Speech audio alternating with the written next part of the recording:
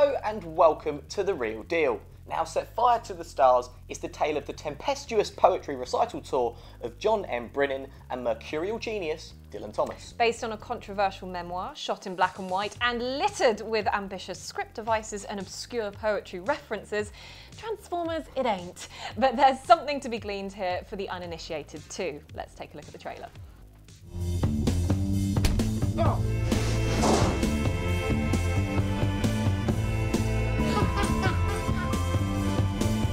Why'd you have to ruin it? Sorry.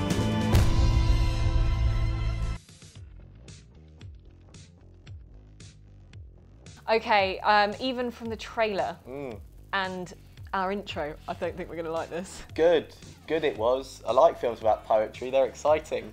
That's being a bit mean cattiness of me. Yeah, mean, stupid, and I thought, oh, maybe I'm not engaging with this on the level that I should. Now, let's talk about what's good about it. All right. Okay. Desperately trying to rack my brain on what's good. What's good about it, guys? What's good about it? No, it has a really good, largely British cast. Okay. As well, especially interesting appearance from Kevin Eldon, who people will know a lot from British sitcoms and stuff, doing a really interesting sort of New York accent.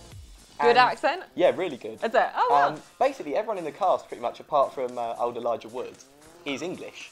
And also speaking of old Elijah Wood, he does play a head of poetry at a university.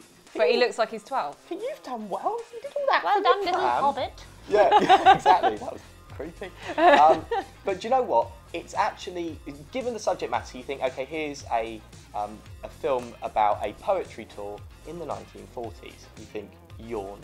It's actually more engaging than that. It's about how Dylan Thomas was a notorious hellraiser, and the reason he did that was there were more deep-seated psychological problems. Okay, I'll get to the idea of the tortured genius character in a minute.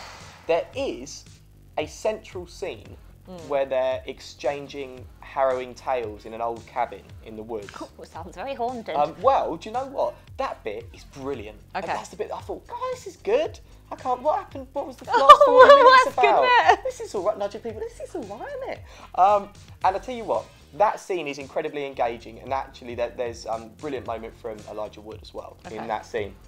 That being said, by and large, because you don't like the character, it's hard to engage. But I think it could have been even drier if it hadn't been done as well. I mean, what I'm trying to say is basically for a poetry film, it's kind of interesting.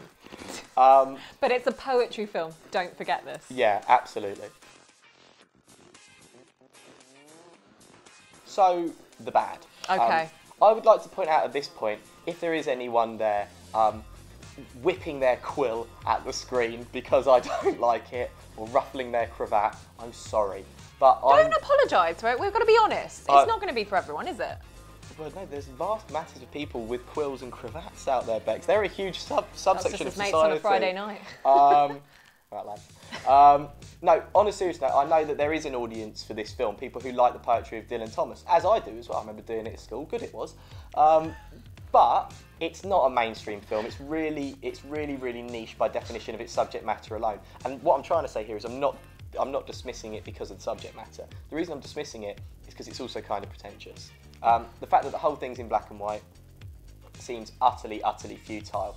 If you would like a larger audience to be aware of this story, then just make it more accessible just like that. Yeah. By just making a normal movie in colour.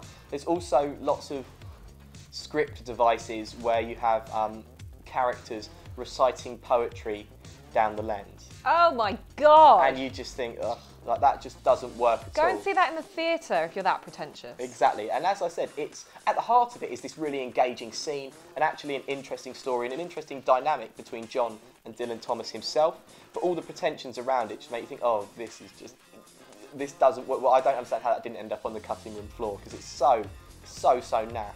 Also, the problem with films about tortured geniuses is they're horrible. You don't like a tortured genius, you think, oh, I hate you. Well, listen, I think you could go on for hours about how bad this film is, so let's go and find out the real deal. Okay, so not for everyone, maybe for poets. What's the real deal? Poets, they're the real... When people make a movie in Hollywood, you think, let's get the poets. Yeah. Yeah, I mean, it has a niche audience out there. By and large, like I don't think it's for us. I don't think it's for most of our audience, the cinema-going public in general. Not only does it sort of make itself very, very particular in terms of the subject matter, but also in terms of its pretensions. Frankly, 2.5 stars. Ooh. That's it for our review on Set Fire to the Stars. It didn't set fire for our stars. And you guys can catch up with more reviews from us on The Real Deal on film.com and also at The Real Film Show on Twitter. Thanks for watching.